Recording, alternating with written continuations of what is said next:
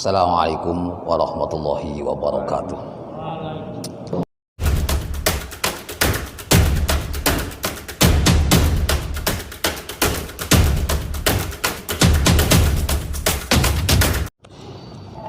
Waalaikumsalam warahmatullahi wabarakatuh. Kalau kita melihat ada orang, ini pernah saya sampaikan sebenarnya, bahwa ketika ada orang meminta kepada kita, meskipun secara lahiriah dia tidak miskin lah, atau secara lahiriah dia tidak mustahik untuk meminta, itu kan kita kasih saja, dan tidak perlu kita teliti tentang masalah orang itu betul-betul karena kebutuhan, termasuk orang yang halal ataupun tidak. Sehingga Rasulullah ketika memberikan nasihat kepada Qabisah itu tidak meneliti Qabisah itu tidak. Sahabat Qabisah tidak diteliti oleh Rasulullah, tapi cuma dikasih saran. Gini Qabisah karang. Jadi Rasulullah tetap memberi, tapi masih kasih pendidikan sama Rasulullah. Meminta itu tidak dihalalkan kecuali bagi 3 orang. Nah, artinya bukan berarti Rasulullah kamu tidak boleh meminta, tidak bisa. Rasulullah tidak pernah menjustis terhadap Qabisah. Tidak memfonis Qabisah itu tidak hal untuk meminta, tapi dia dikasih gambaran. Sehingga dalam beberapa pertemuan yang kemarin kita mengalami, Rasulullah kita juga melihat pengalaman bagaimana ketika Rasulullah diminta oleh seseorang dikasih, tapi dengan ketika dikasih Rasulullah menjamin orang yang meminta kepada saya, bahkan ngeyel mintanya, kemudian saya kasih karena dia ngeyel, saya kasih, tapi di hati saya ada keganjelan, kurang nyaman saat memberi itu tidak mungkin mendapatkan berkah di dalam pemberiannya. Itu sebenarnya memberikan sebuah pertanyaan. Sahabat aja yang bertanya, loh bagaimana mungkin ya Rasulullah, itu sesuatu yang tidak berkah ketika engkau berikan kok tetap engkau berikan? Karena hati saya itu tidak bisa untuk menolak orang lain. Jadi Kanjeng Nabi ini punya karakter tidak bisa untuk menolak terhadap orang yang meminta.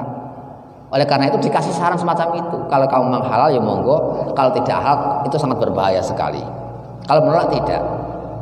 Di satu tempo Rasulullah mengatakan, orang yang ngeyel minta sama saya, akhirnya saya menjadi tidak nyaman, saya kasih tapi di hati saya kok tidak enak, itu tidak akan mungkin mendapatkan berkah. Lalu sahabat bilang, bagaimana mungkin tidak berkah kok untuk kamu menganu Rasulullah berikan kepada orang itu sesuatu yang tidak berkah, kan menjadi malapetaka itu. Kata Rasulullah, karena hati saya tidak mungkin untuk menolak. Kanjeng Nabi niku wis dipacai karo Gusti Allah duwe hati yang tidak tega untuk menolak siapapun. Tapi ketika tidak ada sesuatu baru kasih nasihat. Itu andai kata ada kemungkinan ketika Rasulullah saat itu ada harta yang ada di sampingnya dikasihkan sama Qabisah langsung tanpa ada saran sama sekali.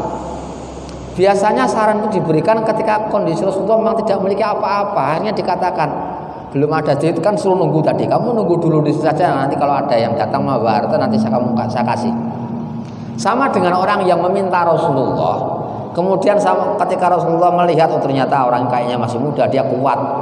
Itu akhirnya dikasih sama Rasulullah, dikasih apa itu? Dikasih tampar itu, dikasih tali. Ini kamu bawa ke hutan.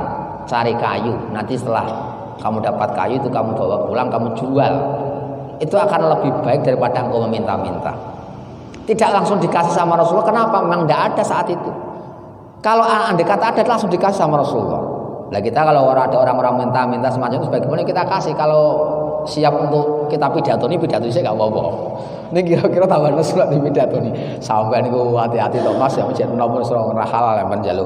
Kira-kira ya mesu ya. Nah jadi masalah semacam itu. Tapi daripada kita timbul masalah kan, kita ngasihnya tetap bagaimana tetap boleh. Tetap dianjurkan kita ngasih ketika ada orang meminta-minta itu. Kecuali ketika kita yakin atau punya dugaan kuat harta yang kita berikan itu dia jadikan sebagai modal untuk maksiat. Itu baru masalah tinjauan tidak bolehnya memberikan karena apa? Ya karena kita menolong terjadinya kemaksiatan.